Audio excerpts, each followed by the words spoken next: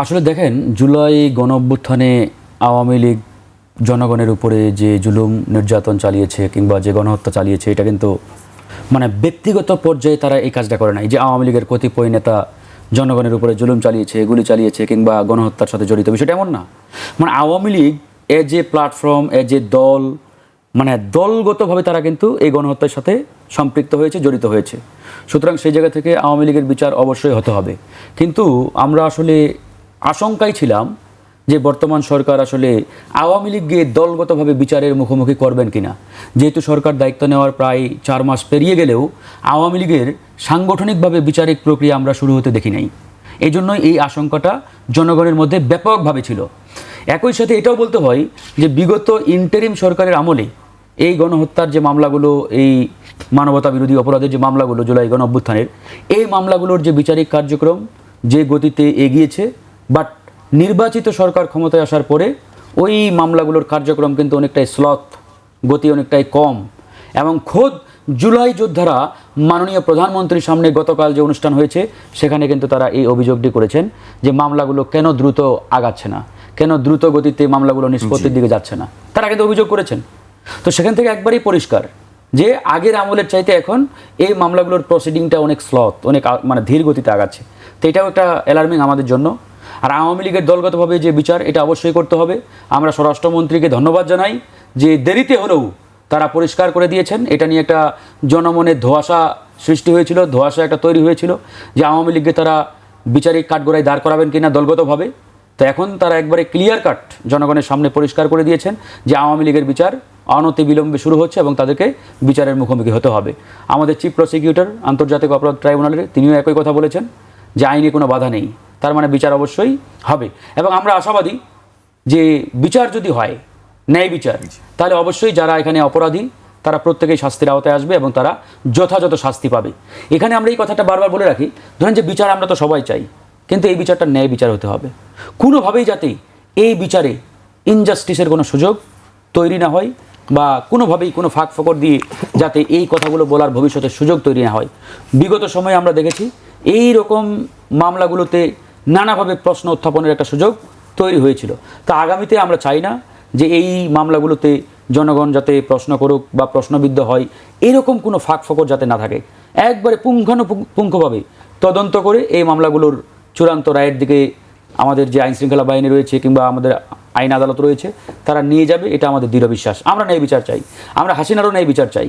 শেখ হাসিনাও যদি ন্যায় বিচার পায়, আমরা আশাবাদী, দৃঢ়ভাবে আমাদের এই বিশ্বাস রয়েছে, তিনি যে অপরাধগুলো করেছেন এই অপরাধের শাস্তি তিনি ভালোভাবেই পাবেন, ন্যায় বিচার যদি হয়। আরেকটা কথা হচ্ছে বিচারিক যে ধীরগতি, ওই যে জাস্টিস ডিলেড জাস্টিস ডিনাইড, যে আপনি বিচারিক প্রক্রিয়া যত দেরিতে করবেন ততই কিন্তু ন্যায় বিচার বাধাগ্রস্ত হবে। তো এটা সরকারকে আমরা বারবার মনে করিয়ে দিতে চাই যে বিচারিক প্রক্রিয়াটা, ধরেন যে আমরা ন্যায় বিচার চাই, একই সাথে যাতে এমন না হয় যে বিচারিক প্রক্রিয়া আপনারা শুরু করতে করতেই 5 বছর চলে গেল, এটা যাতে আবার না হয়। অবশ্যই বিচার হতে হবে, কারণ আওয়ামী লীগ যে কাজগুলো করেছে বিগত সময়ে এইগুলোর বিচার না হলে আগামীতে এরকম অপরাধ কিন্তু অনেকেই করার চেষ্টা করবে কিংবা অনেকের মধ্যেই এরকম অপরাধ প্রবণতা তৈরি হওয়ার একটা সুযোগ তৈরি হবে। তো আমরা চাই না আগামীতে এরকম গণহত্যা কোনো রাজনৈতিক দল, কোনো নেতা, কোনো সংগঠন করুক। এই জন্য আওয়ামী লীগের বিচার অবশ্যই হতে হবে। জি, আমি আপনার কাছে আবারও আসবো। আমি সাইফ মুস্তাফিজের কাছে আসতে চাই। সাইফ, আপনারা এই বিচারটাকে কিভাবে দেখছেন, বা যেটা আপনাদের প্রত্যাশা ছিল সেইভাবে কি বিচার প্রক্রিয়াটি এগোচ্ছে? আপনার কি মনে হয়, নাকি যে ফারুক বলছেন যে স্লথ হয়ে গেছে? বা আরেকটি প্রশ্ন আছে যে বিচার আসলে কিভাবে করা হবে, সেই বিচার প্রক্রিয়াটা কি হবে, দল হিসেবে এবং ব্যক্তির বিষয়টি তো এখানে আলাদা একটা বিষয়। জুলাই মাস চলছে এবং জুলাই মাসে আপনারা জানেন 2024 সালে কি হয়েছিল এবং কোন ক্ষেত্রে আমাদের তরুণ ছাত্র জনতা নিজের বুকের রক্ত ঢেলে আসলে এই জুলাই গণঅভ্যুত্থান সফল করেছে।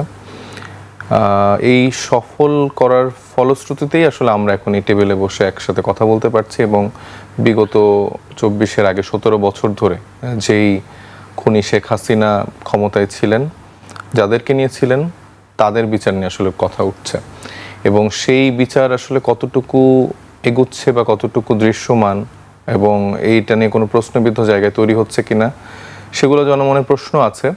এবং সেই জায়গা থেকে আমি মনে করি যে ইন্টারিম গভর্নমেন্টের সময় থেকে যেভাবে বিচারিক প্রক্রিয়া শুরু হয়েছে সেখানে কিছু জটিলতা ছিল, কিছু মানে মামলার মেরিট নিয়ে কিছু কিছু জায়গায় কোয়েশ্চেনও ছিল। তো আমি সেই জায়গা থেকে মনে করছি যে যেহেতু বর্তমানে একটি নির্বাচিত সরকার আছে, সেই জায়গা থেকে বিগত সময় আমরা দেখেছি অনেক এলাকায় অনেক ক্ষেত্রে মামলা বাণিজ্য বা এরকম কিছু কিছু ইন্টেনশনালি মামলাগুলো করা হয়েছে, যেখানে ধরেন যে তার অপরাধ একরকম কিন্তু তাকে হয়তো বা আরেকটা ভিন্ন মামলায় তাকে জড়িত করা হয়েছে।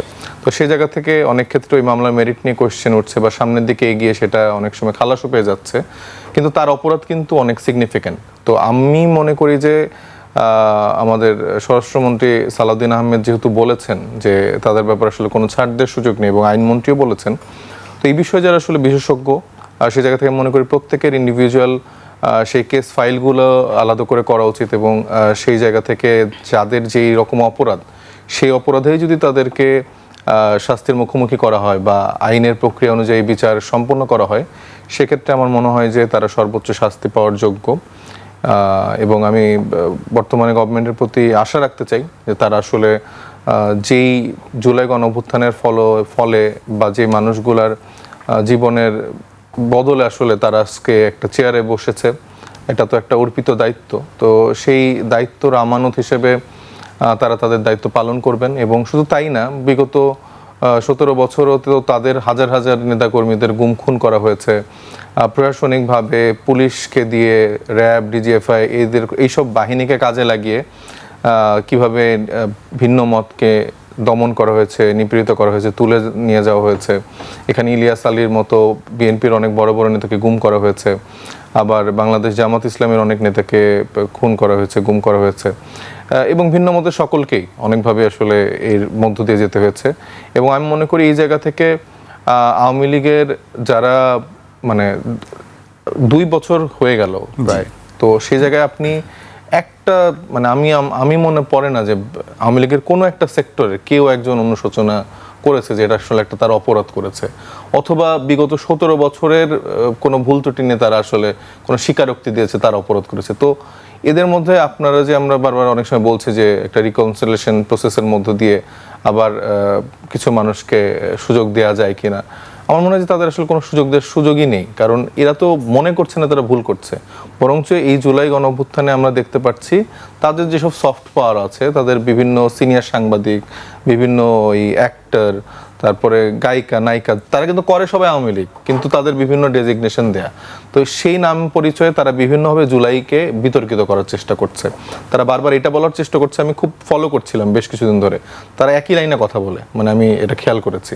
তারা বারবার এটা বলার চেষ্টা করছে যে মেটিকুলাসলি ডিজাইন, এই শব্দটাকে এভাবে বলছে যে এই জুলাইতে যারা স্টেক হোল্ডার যারা আছে, এই ফারুক, এই আমরা, এই বিএনপি, এই যারা XYZ যারাই আছে না কেন, যে আমরা মাঠের আন্দোলন করেছি, যারা আমরা রাজপথে ছিলাম বা বর্তমানে রাজনৈতিক দলগুলোতে আমরা আছি, তারাই আসলে এই ডিজাইনের অংশ এবং আমরাই নাকি এই হত্যাযজ্ঞগুলো চালিয়ে আওয়ামী লীগের উপর দায় চাপিয়ে দিয়েছি। তাদের কাছে স্নাইপার বা এগুলো কোনো সরঞ্জামই নেই, তাদের কাছে বন্দুকও নেই, তারা খেলনা পিস্তল নিয়ে ঘুরে বেড়াতো এবং আমাদের কাছে নাকি সব আসল আসল অস্ত্রতে আমরা নিরীহ মানুষদেরকে মেরেছি এবং তাদেরকে দায় চাপানো হয়েছে। এবং খুবই ভয়ানকভাবে, আমি নাম উল্লেখ করছি না কিন্তু আপনারা হয়তো বুঝতে পারছেন কাদের কথা বলছি, তারা এটাও বলছে যে ওই পুলিশের একটা আমরা ভিডিও ফুটেজ দেখেছিলাম যেখানে স্বরাষ্ট্রমন্ত্রীকে পুলিশ বলছে যে স্যার একটা মারি একটাই যায়, বাকিগুলো আর যায় না, আরো বাড়তে থাকে, কিন্তু সেটাকে তারা মেনশন করছে পুলিশ হত্যা দিয়ে, মানে পুলিশ হত্যার কথা এটাকে এখানে বোঝানো হচ্ছে। তো এই যে ভুল ন্যারেটিভ দিয়ে এবং এখনো বহাল তবিয়তে আপনাদের টকশোগুলোতে বিভিন্ন মিডিয়া হাউসগুলোতে বসে বসে তারা এই বয়ানগুলো উৎপাদন করছে এবং আমাদের আনফর্চুনেটলি তাদের সাথে এগুলো নিয়ে আবার ডিবেট করতে হচ্ছে। মানে এরকম একটা সত্য ঘটনাকে নিয়ে, যেখানে রিয়া গোপের মতো শিশুদেরকে পাখির মতো করে মারা হয়েছে, যেখানে আবু সাইদকে ওপেনলি আমরা দেখেছি কিভাবে গুলি করে মেরে ফেলা হয়েছে, যেখানে আমরা দেখেছি যে হাসপাতালগুলোতে লাশ নেওয়া হচ্ছিল না, সে পুলিশ সামনে প্রোটোকল দিয়ে রেখেছে, যেখানে লাশ বাইরে পড়েছিল, সেই ঘটনাগুলোকে এখন তারা অস্বীকার করছে 2 বছরের ভেতরে। এবং এই আওয়ামী লীগারদেরকে, মানে আমি মনে করি শুধু তো দলীয় বাহিনী না, এদের প্রত্যেকে ধরে ধরে বিচার করতে হবে। এদের অপরাধ আরো ভয়ানক, আরো গুরুতর, যারা এখনো বসে বসে বয়ান উৎপাদন করছে, যারা এখনো বসে বসে তুচ্ছ তাচ্ছিল্য করে এই দেশ এরকম গালিগালাজ করছে। এবং মানে ধরেন একটা অভিনেত্রী, সে এইটা বললো, তার মাও কিন্তু, তার যিনি মা ছিলেন তিনি হচ্ছে যে আওয়ামী লীগের সংরক্ষিত মহিলা আসনের এমপি ছিলেন, মানে এই কানেকশনগুলো তো দেখতে হবে। তাদের তো আসলে গায়ে লাগছে, কারণ তারা যেই জীবনযাপন করতো তারা তো সেই আনন্দের জীবনযাপন এখন করতে পারছে না। এখন হয়তো বা দিল্লি থেকে আপা কিছু কিছু টাকা পাঠাচ্ছে মাসে, অথবা তাদের অন্য কোনো পার্সোনাল আশা ভরসার জায়গা থাকতেই পারে, সে জায়গাতে তারা পারপাস সার্ভ করে যাচ্ছে।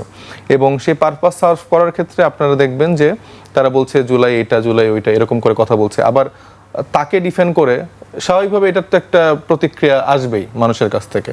তো সেই প্রতিক্রিয়াগুলোতে যেগুলো একটু মানে খারাপ ল্যাঙ্গুয়েজে আসছে, বা সেগুলোকেই ওনারা হাইলাইট করছে, করে বলছে দেখেন এরা এই টাইপের কথাবার্তা বলে। এবং তাকে আবার আমি দেখলাম আরেকটা মডেল রূপী আওয়ামী লীগই, আবার সে আবার আইনজীবীও নাকি, সে আবার বলছে যে না, নারীদেরকে অসম্মান করা যাবে না। এখানে তো মানে তারা মানে পুরো ন্যারেটিভটা ভিন্ন দিকে দেওয়ার চেষ্টা করছে। সেখানে সে অপরাধ করছে একরকম, বয়ান উৎপাদন করছে একরকম, কিন্তু তাকে কেউ কিছু বললে সে হেট স্পিচটাকে তারা মানে ডাইভার্ট করছে নারীদের প্রতি অসম্মান করা, বা এই জেনারেশন হচ্ছে যে কীরকম ভিন্ডিকটিভ, এরকম একটা জায়গা প্লে করছে। তো এরা কালেকটিভলি একটা বয়ান উৎপাদন করার চেষ্টা করছে। তবে আমি যেটা দেখছি যে আমাদের বাংলাদেশের জনগণ এখন অনেক সচেতন, তারাও এদের এই কাজকর্মগুলো বুঝছে। কিছু মানুষ হয়তো বা একটু ডাইভার্ট হতে পারে, বা সেই জায়গা থেকে আমি মনে করি যে বাংলাদেশ সরকারের যিনি মানে প্রধানমন্ত্রী যিনি আছেন, তিনি আরেকটু দায়িত্বশীল আচরণ করবেন। এসব ক্ষেত্রে তাদেরকে কোনো স্পেস আসলে দেওয়ার সুযোগ নেই। কারণ এই খুনি অপরাধীদেরকে যদি আপনি আমার সাথে টকশোতে বসিয়ে প্রমাণ করতে বলেন যে না জুলাই এরকম না এরকম, তাইলে আসলে আমার মনে হচ্ছে আবার আমরা সে বিগত 17 বছরের আগে ফিরে এসেছি। তো এই বিচার কার্যক্রম অবশ্যই দ্রুত গতিতে হতে হবে। শেখ হাসিনাকে বাংলাদেশে এনে ফাঁসির রায় কার্যকর করতে হবে, এবং আওয়ামী লীগের যেই ক্রিমিনাল, যেই খুনি ভারতে পালিয়ে আছে তাদেরকে ফিরিয়ে আনতে হবে।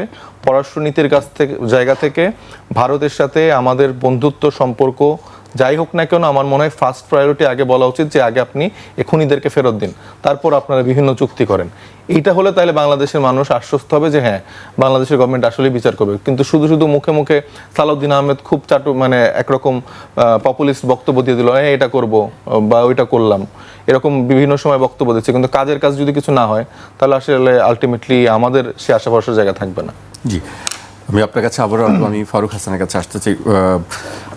আওয়ামী লীগ প্রসঙ্গে আমরা বিভিন্ন সারা দেশেই দেখি যে কখনো কখনো কোনো রাজনৈতিক দলের কাছ থেকে তারা সুবিধা পেয়ে থাকে।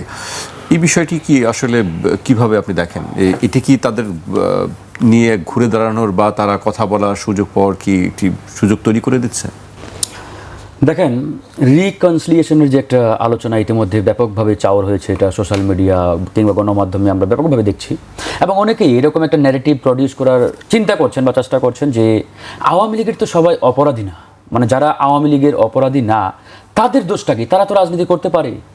তো এই জায়গাতে আমাদের একবারে পরিষ্কার বক্তব্য, যারা ধরেন যে গণহত্যার সাথে জড়িত না বা কিংবা মানবতা বিরোধী অপরাধী না, এরা অবশ্যই রাজনীতি করতে পারবে, তাদের তো রাজনীতি করতে কেউ নিষেধ করে নাই। এখন আপনি যদি রাজনীতিও করতে চান আবার আওয়ামী লীগও করতে চান, তাহলে কিন্তু ভাই প্রবলেমটা ধরতে পারছেন। ধরেন আপনি কোনো অপরাধের সাথে সম্পৃক্ত না, অপরাধ করেন নাই, আপনি ট্রায়াল ফেস করেন, মামলা ফেস করেন, যদি সেই ফৌজদারি মামলায় দেখা যায় আপনার বিরুদ্ধে কোনো অভিযোগ নাই, আপনি বের হয়ে আসলেন, আপনি অবশ্যই রাজনীতি করবেন। কিন্তু আওয়ামী লীগ করবেন যখনই এই শব্দটা বেরিয়ে আসে, তখনই বুঝতে হবে তার ভিতরে কুমতলব আছে। কারণ আওয়ামী লীগ নামক এই সাইনবোর্ডটা গণহত্যার সাথে জড়িত, সম্পৃক্ত। সুতরাং এই সাইনবোর্ড নিয়ে এই নতুন প্রজন্মের বাংলাদেশে রাজনীতি করার আর কোনো সুযোগ নাই। না হলে ওই জার্মানির নাজি পার্টি, তারা আজকেও রাজনীতি করতে পারে নাই, সুযোগ দেয় নাই জনগণ। ভারতে পপুলার ফ্রন্ট অফ ইন্ডিয়া নামে একটা সংগঠন ছিল, ওরাও পারে নাই। সুতরাং যে সকল দেশে রাজনৈতিক দল কিংবা কোনো সংগঠন গণহত্যার সাথে সম্পৃক্ত ছিল, জড়িত ছিল, তারা পরবর্তী সময়ে আর কখনোই উঠে দাঁড়াতে পারে নাই কিংবা রাজনীতি কার্যক্রম করার কোনো সুযোগ পায় নাই, অসম্ভব। তো সেই জায়গা থেকে আওয়ামী লীগ যেহেতু গণহত্যাকারী একটা সংগঠন, দল, এদের বিচারিক প্রক্রিয়ার মাধ্যমে অবশ্যই আমরা আশা করি যে সর্বোচ্চটুকু আমরা ন্যায় বিচার পাবো, এবং এই ন্যায় বিচারের মধ্য দিয়ে আওয়ামী লীগ নিষিদ্ধ হবে সাংগঠনিকভাবে, রাজনৈতিকভাবে এই যে সংগঠন, এবং আওয়ামী লীগের কার্যক্রম এই বাংলাদেশে চলবে না। আর যারা ওই ক্লিন ইমেজের গণহত্যার সাথে সম্পৃক্ত না, কোনো ফৌজদারি অপরাধ করেন নাই, ভালো কথা, আপনারা রাজনীতি করেন আপনাদের মতো, XYZ অনেক দল আছে। আওয়ামী লীগের কোনো ক্লিন ইমেজের লোক আমি দেখি না, বিচারিক প্রক্রিয়া ফেস করার পরে বলছি আমি, বিচারিক প্রক্রিয়া ফেস করে কেউ যদি নির্দোষ প্রমাণিত হয়, আমাদের তো অসুবিধা নেই। সেটি তো একটি লম্বা প্রক্রিয়ার একটি ব্যাপার, বিচারিক প্রক্রিয়া ফেস করতে হবে। আমি যে কথাটি বলছিলাম আগে সুযোগ নাই কেন আমি বলি, ধরেন এই যে যারা শহীদ হয়েছেন প্রায় 1400-র উপরে, এই মানুষগুলোর সাথে আওয়ামী লীগের দ্বন্দ্বটা কি? পারিবারিক কোনো দ্বন্দ্ব ছিল? যে ব্যক্তিগত টাকা পয়সা নিয়ে কোনো দ্বন্দ্ব, পারিবারিক জমি জমা নিয়ে কোনো কলহ? নো। আওয়ামী লীগ কি কেউ ফেভার করছে কিনা আমি সেটি আসলে জানতে চাচ্ছি। আওয়ামী লীগের স্থানীয় পর্যায়ে আওয়ামী ফেভার লীগের করছে কিনা এটা তো পরিষ্কার। এই আওয়ামী লীগের মিছিলগুলো ডে বাই ডে কিভাবে বৃদ্ধি পাচ্ছে, কিভাবে বড় হচ্ছে। গতকালকেও সম্ভবত দেখলাম গাজীপুরে ছাত্রলীগের সাধারণ সম্পাদক কি নাসির মোড়ল বোধহয়, সে বিদেশ থেকে এসে দেশের মাটিতে নেমে বিশাল এক মিছিল দিয়েছে। হেডলাইনগুলো এইভাবে হয়েছে যে বিদেশ থেকে ছাত্রলীগ সেক্রেটারি এসে বিশাল মিছিল দিলেন গাজীপুরে। চিন্তা করে দেখেন, তো এই যে মিছিলগুলো বড় হচ্ছে কাদের প্রশ্রয়ে, কাদের আশ্রয়ে? নিশ্চয়ই পিছন থেকে কেউ না কেউ সাপোর্ট দিচ্ছে, ব্যাকআপ দিচ্ছে। তা না হলে তো এই মিছিলগুলো বড় হওয়ার কথা না, দিনকে দিন ছোট হওয়ার কথা। তো কারা দিচ্ছে? যারা রাষ্ট্রীয় ক্ষমতায়, যারা দায়িত্বে রয়েছেন আইন শৃঙ্খলার, তারাই তো এর পিছনে নিশ্চয়ই কোনো না কোনোভাবে তাদেরকে সাপোর্ট দিচ্ছেন, সহায়তা করছেন। আমরা তো আর করবো না, অন্যরাও তো করবে না। সুতরাং এখানে তো এটা পরিষ্কার। এটা গেল একটা পয়েন্ট। এই রিকনসিলিয়েশনের যে আলোচনাটা সামনে নিয়ে আসা হচ্ছে, এটা পরিষ্কারভাবে একটা কুমতলব। আমাদের একবারে ক্লিয়ার কাট বক্তব্য, তাদেরকে ট্রায়াল ফেস করতে হবে। ট্রায়াল ফেস করার পরে যারা নিরপরাধ তারপরে তারা সিদ্ধান্ত নেবে, আর যারা অপরাধী তাদেরকে তো বিচারের মুখোমুখি হতে হবে, শাস্তি পেতে হবে। 2 নম্বর দেখেন, এই জুলাই গণঅভ্যুত্থান, এই জুলাই গণঅভ্যুত্থান কার? আমাদের সবার, জনগণের। জুলাই গণঅভ্যুত্থান বিএনপির, জামাতের, এনসিপির, গণ অধিকার পরিষদের, সবার। এবং গতকাল মাননীয় প্রধানমন্ত্রী নিজেও বলেছেন যে এই জুলাই গণঅভ্যুত্থানের একক কোনো নায়ক নেই, আমরা সবাই নায়ক, যেহেতু এটা জনগণের। এবং তারই বক্তব্যের সাথে আমরা শতভাগ একমত। এখন দেখেন, ভেরি ইন্টারেস্টিং, জুলাই গণঅভ্যুত্থান আমাদের সবার, কিন্তু জুলাই গণঅভ্যুত্থানকে কেউ যখন কটাক্ষ করে তখন আবার আমার গায়ে লাগে না। ভাই, এটা কেমন আমার জুলাই গণঅভ্যুত্থান হলো? জুলাই গণঅভ্যুত্থান যদি আমাদের সবার হয়, তাহলে এই গণঅভ্যুত্থানকে নিয়ে যে ধৃষ্টতা দেখাবে, যে কটাক্ষ করবে, আমাদের প্রত্যেকের গায়ে লাগার কথা, প্রত্যেকের রুখে দাঁড়ানোর কথা, প্রতিরোধ করার কথা। কিন্তু আমরা এই প্রতিরোধ করা কিংবা রুখে দাঁড়ানোর জায়গায় আমার সবাইকে দেখতে পাচ্ছি না। কেউ কেউ তাদের প্রতি, মানে যারা ধৃষ্টতা দেখায়, কটাক্ষ করে, সফট, তাদের প্রতি নরম, কোনো এক অজানা কারণে তাদের বিরুদ্ধে কোনো অ্যাকশন নিতে তারা চান না। এই যে কথিত অভিনেত্রীর কথা বলা হলো না, যিনি জুলাই গণঅভ্যুত্থানকে মানে এমন একটা শব্দ দিয়ে কটাক্ষ করেছেন যেটা আমরা বলতেও লজ্জা লাগে আমাদের, তার বিরুদ্ধে আজ পর্যন্ত আমরা কোনো অ্যাকশন কিংবা কোনো ধরনের, ধরেন যে আমরা নিতে দেখি নাই। কেন নেওয়া হচ্ছে না? তিনি অভিনেত্রী বলে জিডি কারা করেছেন? এটা তো করেছে ওই একটা কি একটা সামাজিক সংগঠন বোধ হয়, এটা জিডিও না, একটা অভিযোগটা এখনো নেওয়া হয় নাই, জাস্ট তারা অভিযোগ করেছে, মামলা হয় নাই। আবার দেখেন, অভিনেত্রী তো তারাও ছিল, ওই যে কাজী নৌসভা, এই জুলাই গণঅভ্যুত্থানের পক্ষে দাঁড়ানোর কারণে তাকে গ্রেপ্তার করা হয়েছিল। ছিল বাঁধন, ছিল আমাদের কারিনা কায়সার, কয়েকদিন আগে মারা গেছেন, আল্লাহ তাকে মাফ করে দিক, জান্নাতবাসী করুক। এই কারিনা কায়সার গণঅভ্যুত্থানের পক্ষে থাকার কারণে সোশ্যাল মিডিয়ায় ওই পতিত স্বৈরাচারের দোসররা তার বিরুদ্ধে হেন জঘন্য কোনো শব্দ নেই যা ব্যবহার করেন নাই। তখন কি এই সকল কথিত বুদ্ধিজীবী সুশীল যারা এখন এই মানে কি বলে আপনার এই যে জুলাই গণঅভ্যুত্থানের কটাক্ষকারীকে মানে যেভাবে সেভ করার চেষ্টা করছেন, তার পক্ষে দাঁড়ানোর চেষ্টা করছেন, তখন কিন্তু তারা ওদের পক্ষে দাঁড়ান নাই। যারা গণঅভ্যুত্থানের পক্ষে ছিলেন, কাজী নৌসভা বলেন, ওই আমাদের মুশাররফ করিম সাহেবের স্ত্রীর কথা বলেন, বাঁধনের কথা বলেন, কারিনা কায়সারের কথা বলেন, তাদের পক্ষে দাঁড়ায়নি কেউ। এই নারীবাদীরা কেউ কথা বলে নাই, তারা চুপ ছিল। কারণটা কি? কারণ একটাই, কারণ তারা বাংলাদেশের পক্ষে, তারা ওই ইন্ডিয়া কিংবা ভারতের পক্ষে না, ভারতীয় সংস্কৃতিকে তারা সাপোর্ট করে না, এই জন্যই। তো সুতরাং এগুলো আমাদের মনে রাখতে হবে। আজকে আমরা ধরেন যে বিএনপি সরকারের দিকে কেন বারবার আঙ্গুল তুলছি? বিকজ অফ তারা পাওয়ারে, যিনি চেয়ারে থাকবেন তার দিকে কিন্তু আঙ্গুল যাবে, তাকেই মানুষ প্রশ্ন করবে। এখন আপনি সরকারে, আপনি দায়িত্বে, আপনার আইন শৃঙ্খলা বাহিনী, আপনার পুলিশ, আপনার র্যাব, আপনার ডিবিএসবি, এখন এরা যখন বসে বসে ধরেন যে খেলা দেখে ব্রাজিল আর আর্জেন্টিনার, আর আরেক দিকে আওয়ামী লীগ, ছাত্রলীগ বহাল তবিয়তে মিছিল করে, জনগণ তো চুপ থাকবে না, প্রশ্ন করবে আপনাকে। সুতরাং এই জিনিসগুলো না, আমি একটা এক্সাম্পল দিলাম। আমি বলছি তারা যদি ঘরে বসে ওই খেলা দেখতে দেখতেই ব্যস্ত থাকে, আরেকদিকে দেশ এদিকে রসাতলে যায়, তাহলে তো এটাই বলতে হবে ভাই। আরেকটা বিষয় দেখেন, 3 নম্বর পয়েন্ট, আওয়ামী লীগ কিংবা পতিত স্বৈরাচার ফিরে আসার রাস্তা তাদের 3টা, এবং এই 3টা রাস্তা বিএনপি সরকার ভালোভাবে তৈরি করে দিচ্ছে। নাম্বার 1, মিডিয়ার মাধ্যমে কিন্তু এরা ব্যাপকভাবে, এই যে আপনাদের মতো টকশোগুলোতে আমরা দেখি যে আওয়ামী লীগের বিগত 17 বছরের যারা পৃষ্ঠপোষক কিংবা বয়ান উৎপাদনকারী, তারা কিন্তু আমাদের সাথে বসে টকশো করছে। সিনিয়র সাংবাদিক, যাই হোক, অনেকে অনেক নামে ডাকে, আমরা তাদের অসম্মান করতে চাই না। আমাদের কথা পরিষ্কার যে গণঅভ্যুত্থানের যারা পক্ষের শক্তি, তারা আলোচনা করুক, সমালোচনা করুক, আমরা তাদের সাথে ডিবেট করব, কথা বলবো, কোনো অসুবিধা নেই। মানুষ তো ফেরেস্তা না, সমালোচনা অবশ্যই হবে, কিন্তু সমালোচনার নামে আপনি যদি কটাক্ষ করেন, ধৃষ্টতা দেখান, এটা কিন্তু অ্যাকসেপ্টেড না। আজকে মহান মুক্তিযুদ্ধকে নিয়ে কেউ যদি ধৃষ্টতা দেখায়, আমরা কি চুপ থাকবো? নো, আমরা 100% প্রতিবাদ করব। মহান মুক্তিযুদ্ধ আমাদের একটা দেশ দিয়েছে, ভূখণ্ড দিয়েছে, পতাকা দিয়েছে, সার্বভৌমত্ব দিয়েছে। ঠিক একইভাবে এই গণঅভ্যুত্থান আমাদের অনেক কিছু দিয়েছে। ওই মুক্তিযুদ্ধ আর গণঅভ্যুত্থান এক না, বাট মহান মুক্তিযুদ্ধের সম্পূরক পরিপূরক হচ্ছে গণঅভ্যুত্থান। অসমাপ্ত কাজগুলো এই গণঅভ্যুত্থানের মাধ্যমে আমরা সমাপ্ত করার চেষ্টা করছি। তো এই জায়গাতে আমরা মনে করি মিডিয়ার মাধ্যমে পতিত স্বৈরাচার ফিরে আসার চেষ্টা করছে। সত্যিকার অর্থে এখন যারা ক্ষমতায়, বিএনপি সরকারের কোনো মিডিয়া নেই ভাই, আমি অনেস্টলি বলছি। আমার সাথে বিএনপির রিয়েল যারা জাতীয়তাবাদী সৈনিক তারা একমত হবেন, বিএনপি সত্যিকার অর্থে কোনো মিডিয়া নেই। নাম্বার 2, কালচারাল সংগঠন।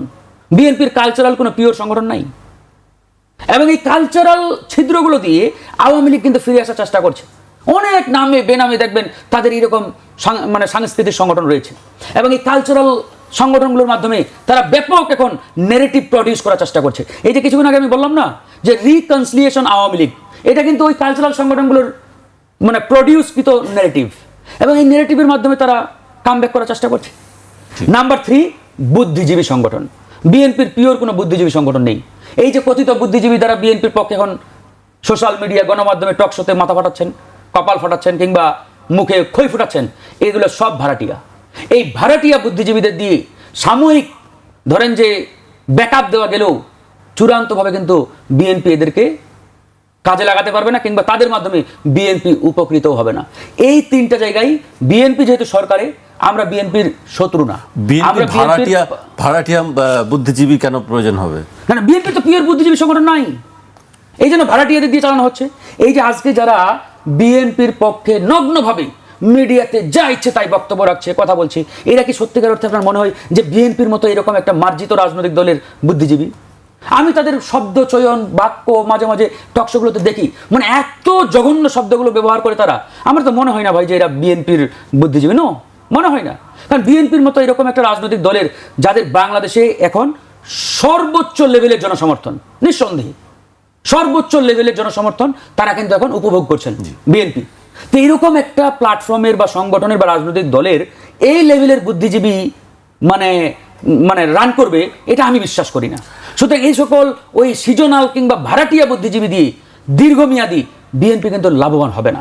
এই জন্য আমি বিএনপির একজন শুভাকাঙ্ক্ষী হয়ে, আমি বিএনপি করি না, কিন্তু বিএনপির একজন শুভাকাঙ্ক্ষী। আমরা চাই বিএনপি ভালোভাবে দেশটা চালাক। আমরা তো বিএনপির শত্রু না। অনেকেই বলে থাকে যে আপনারা বিএনপি সমালোচনা করেন কেন? আরে ভাই, বিএনপির সমালোচনা করি বিএনপি যাতে 5 বছর ভালোভাবে দেশ চালাতে পারে। আমরা তো বিএনপিকে বাদ দিয়ে আওয়ামী লীগকে প্রশ্রয় দেবো না। ফর এক্সাম্পল, ধরেন আওয়ামী লীগ কালকে ঘোষণা দিল বিএনপির পতন চাই, এখন আমরা কি ওই আওয়ামী লীগের ওই ঘোষণার সাথে একমত হব? ওদের সাথে মাঠে নামবো না? এই জন্যই আমরা বিএনপির সমালোচনা করি। কিন্তু বিএনপির অনেক অন্ধ ভক্ত যারা, এরা আবার মনে করে আমরা বিএনপির বিরুদ্ধে। জুলাইয়ের দিকে ফিরে তাকানো যাক। আপনাদের দলের পক্ষ থেকে পদযাত্রা ঘোষণা করা হয়েছে, আমরা দেখেছি সেইটি শুরুও হয়ে গেছে আজকে থেকেই। সেটি একটা জিনিস আমরা দেখেছি যে প্রথমে গোপালগঞ্জের নাম থাকলেও যে পরে দেখা গেল যে সেই নাম বাদ দেওয়া হয়েছে, এবং সঙ্গে আরও কয়েকটি জেলা, 6টি জেলা সম্ভবত, আপনি সাইফ মোস্তাফিজ বলতে পারবেন, গোপালগঞ্জ, নরসিংদী, রাজবাড়ী, শরীয়তপুর, সুনামগঞ্জ ও রাঙামাটি, এই 6টি জেলায় পদযাত্রা হচ্ছে না। আপনাদের কারণটা কি? এটা হচ্ছে যে আমাদের যেই ম্যাপিংটা করা হচ্ছিল, সেক্ষেত্রে দেখা যাচ্ছে যে সেই জেলার কন্টিনিউশনের ক্ষেত্রে কিছু কিছু জায়গায় সমস্যা হচ্ছিল, এবং গোপালগঞ্জের ক্ষেত্রে সিকিউরিটি ইস্যুর জায়গাটা আসলে প্রধানভাবে বিবেচনা করা হয়েছে। এবং বিবেচনা করার কারণ এটাই যে জুলাইয়ের পরও 2 বছর হয়ে গেছে, তো এখনও সেখানে আরেকটা প্রদেশের মতো করে তারা ফাংশন করছে, এবং এটা আমাদের সকলের একটা ব্যর্থতা যে একটা দেশের ভিতরে আর একটা অঞ্চলকে কিছু সন্ত্রাসী বাহিনী সব ওইখানে জড়ো হয়ে সেখানে জিম্মি করে রেখেছে সে এলাকাবাসী বা সেই লোকগুলোকে। এবং আমাদের ইন্ট্রিম গভর্নমেন্ট তো ব্যর্থ হয়েছেন এই জায়গায় অবশ্যই, এবং বর্তমানে সরকারও সে জায়গায় ব্যর্থতার পরিচয় দিচ্ছে। কারণ এখানে আপনি গেলেই এসব মানে যেগুলো পালাতে পারেনি, যেসব উচ্ছিষ্ট আওয়ামী লীগের সন্ত্রাসীগুলো আছে, তাদেরকে আপনি এটা গোপালগঞ্জে পাবেন। এবং ওদের আর কোনো লক্ষ্য নাই জীবনের, ওদের লক্ষ্যই এনসিপিকে কিভাবে বিনাশ করা যায়, ধ্বংস করা যায়। কিন্তু নিরাপত্তার বিষয়টি দেখভাল করার তো দায়িত্ব আসলে রাষ্ট্রের, সরকারের। সেটা কি মানে রাষ্ট্র তো ওইভাবে পালন করতে পারছে না।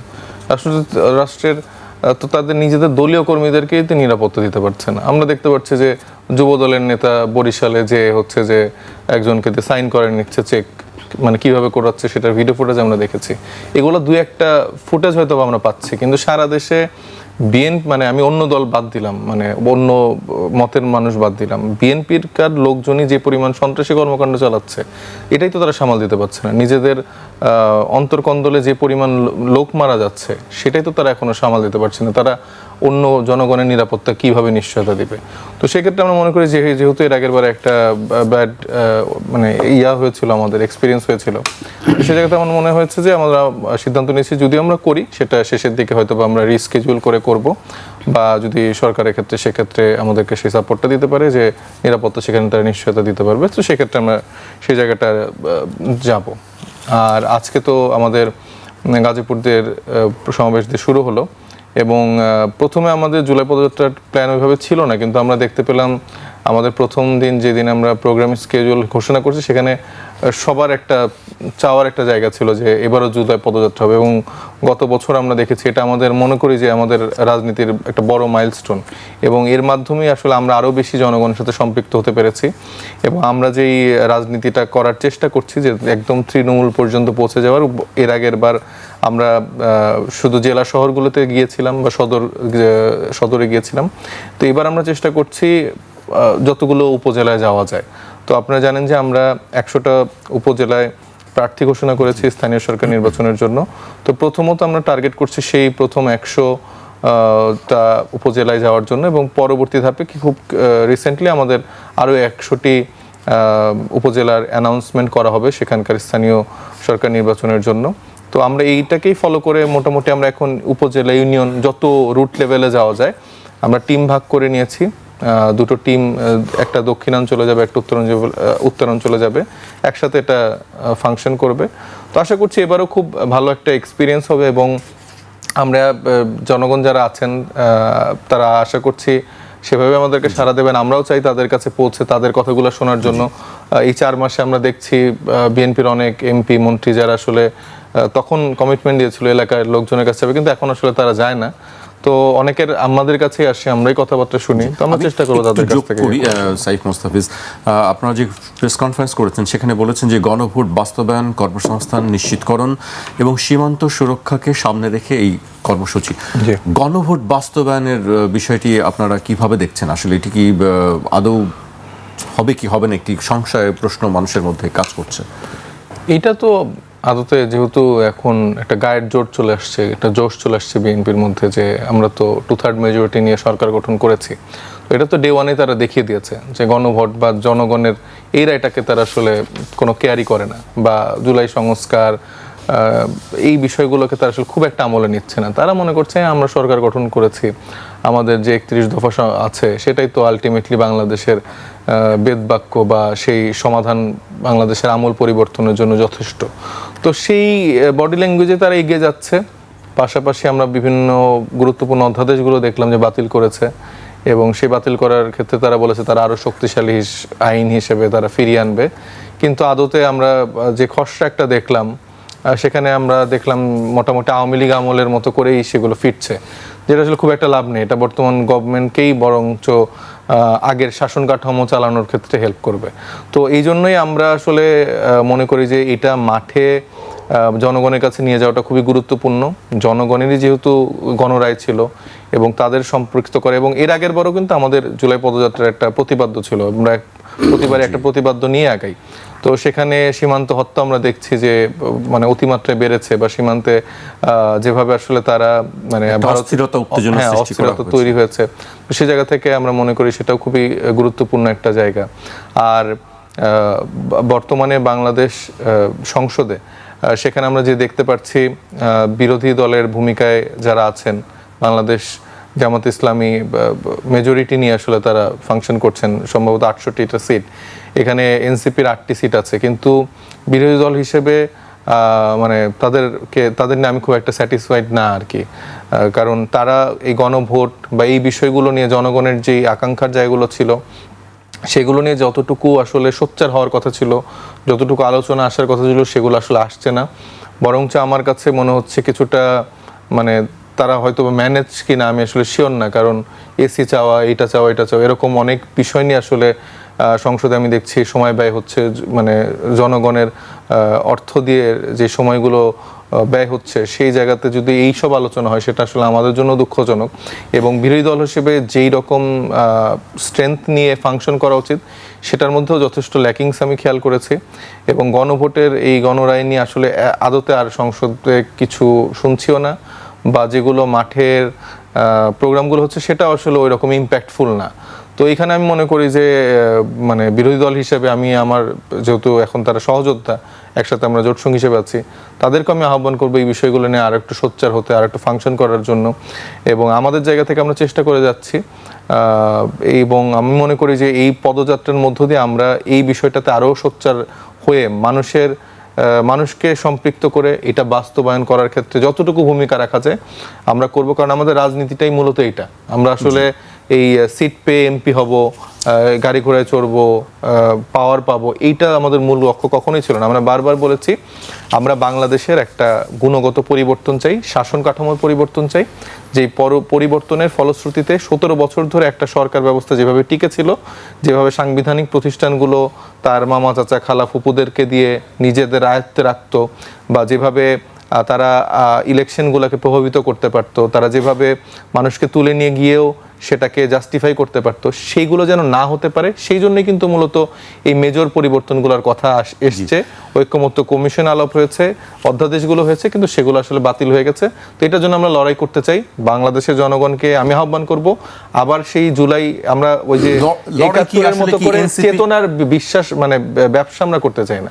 আমরা অ্যাকচুয়ালি এই স্পিরিটটাকে ধারণ করি পরিবর্তনের জন্য। আমরা মনে করি এই পরিবর্তনের জন্য জনগণও আমাদেরকে সেভাবে সাড়া দেবে। লড়াই কি এনসিপি একা একাই করবে নাকি 11 দলীয় জোট একসঙ্গে করবে? আপনি একটি কথা বলছিলেন, কথার মধ্যে আমি যে বিরোধী দল ম্যানেজড কিনা এই প্রশ্ন আপনি তুলেছেন বা সংশয় আপনি করেছেন, সেইটার কি আপনাদের উপরে কি এসে পড়ে কিনা এই বিষয়টি? হ্যাঁ, এটা আমাদের উপর তো এসে পড়ে, এই জন্যই তো আমি বললাম, মানে আমি অলওয়েজ মনে করি যে আত্মসমালোচনা করা খুবই ইম্পর্টেন্ট, এবং দায়ের রাজনীতিটা আমাদের করতে হবে। শুধু আমি সবকিছুতে সঠিক, সবকিছু ভালো করছি এটা না, আমার মধ্যেও ল্যাকিংস আছে, আমাদের দলের মধ্যেও ল্যাকিংস আছে, আমাদের জোটের মধ্যেও ল্যাকিংস আছে।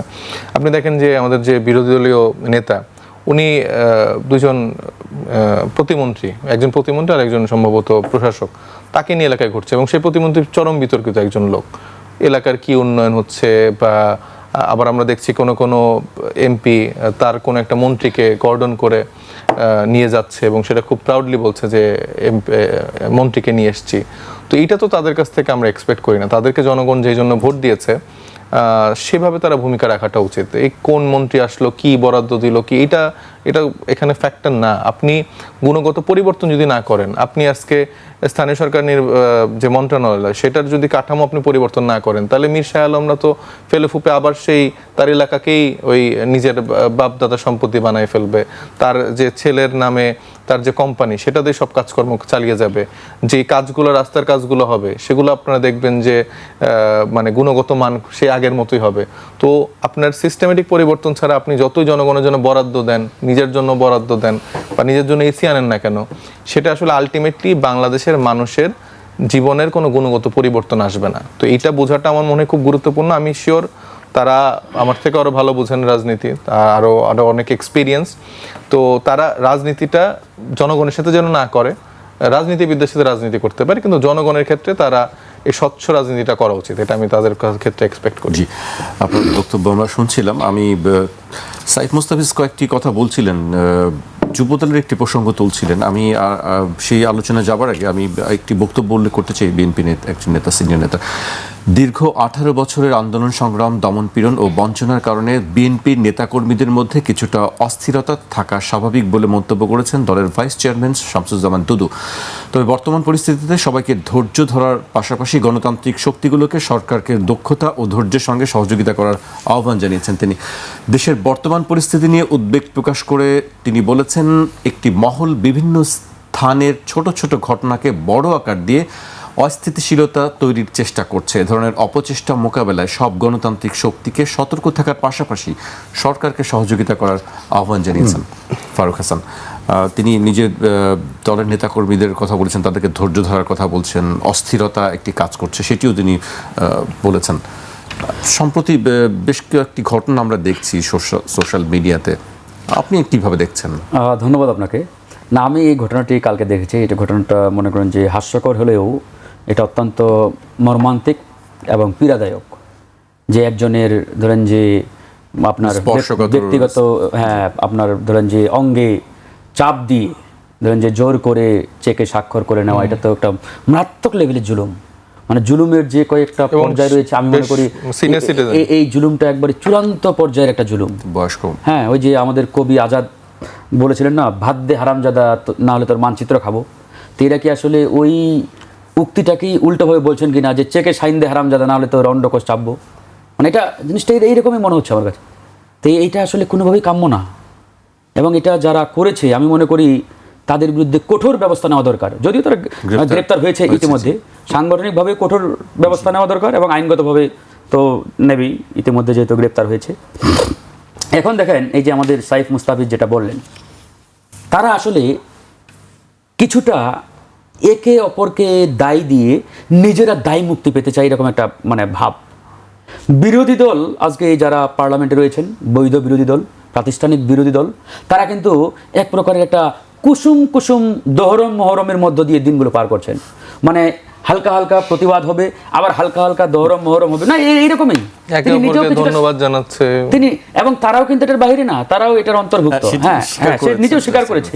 তো এখানে আপনি ধরেন যে জনগণের পক্ষের যে দাবিগুলো, এগুলো আদায়ে যদি আপনার কঠোরতা না থাকে, এগুলো আদায়ে যদি আপনার কর্মকৌশল না থাকে, তাহলে তো বলার কিছু নাই ভাই। জায়গা মতো কঠোর হতে হবে, জায়গা মতো নরম হতে হবে। কারণ আপনি তো নিজের জন্য হচ্ছেন না, দলের জন্য হচ্ছেন না, হচ্ছেন জনগণের জন্য, কারণ এটা জনগণের চাওয়া। সুতরাং সেই জায়গা থেকে আমি মনে করি বিরোধী দল হিসেবে তাদের পারফর্ম এখানে অনেকটাই সন্দেহজনক। জনগণ বলছে, এটা আমরা বলছি না, জনগণই তাদেরকে সন্দেহের জায়গায় দেখছে, যে তারা উপরে উপরে বলছে এক, তলে তলে করছে আর এক। তো এইরকম যদি সন্দেহের জায়গা তারা তৈরি করে জনগণের মধ্যে, তাহলে তো জনগণ তাদেরকে বিরোধী দল হিসাবে যে প্রত্যাশাটা তাদের কাছ থেকে তারা করে, এটা তো করবে না। এখানেও সন্দেহের একটা জায়গা তৈরি হবে, যে আমরা যাদেরকে বিরোধী দল মনে করি তারা তো আদতে বিরোধী না। তো এই জিনিসটা আমি আশা করব তারা ক্লিয়ার করবেন, এবং ভবিষ্যতে তাদের কার্যক্রমগুলোর মধ্য দিয়ে সেটা প্রতিফলিত হবে, এটা আমার বিশ্বাস। এবার আসেন বিএনপির কথায়। এই যে গণভোট, জুলাই সংস্কার, সনদ বা সংস্কার, যত কিছুই বলি না কেন, বিএনপি আসলে যখন চাপে পড়ে তখন তারা ঘোলা পানিতেও, মানে কি ওটা কি বলে, ওই মানে কি বলে, এটা একটা প্রবাদ আছে যে ঘোলা পানি পান করে, আর কি এরকম একটা অবস্থা। তো বিএনপির প্রতি আমাদের আহ্বান থাকবে, তারা যাতে ঘোলা পানি পান না করে, পরিষ্কার পানি পান করে। যেমন ধরেন ইন্টারিম সরকারের আমলে এনবিআর সংস্কারের জন্য সরকার একটা প্রস্তাব নিয়ে আসলো সামনে, এবং এটা মোটামুটি প্রায় চূড়ান্ত আলোচনা, পর্যালোচনা, বিশেষজ্ঞদের দিয়ে আলোচনা করে সব কিছুই প্রস্তুত, যে এনবিআরকে যদি ফাংশনাল করতে হয় তাহলে এটাকে দুটা পার্টে ভাগ করতে হবে। পলিসি লেভেলটা আলাদা করতে হবে, এক্সিকিউটিভ লেভেলটা আলাদা করতে হবে, যদি আমরা সত্যিকার অর্থে রাজস্ব আদায় করতে চাই আমাদের এক্সপেকটেশন অনুযায়ী।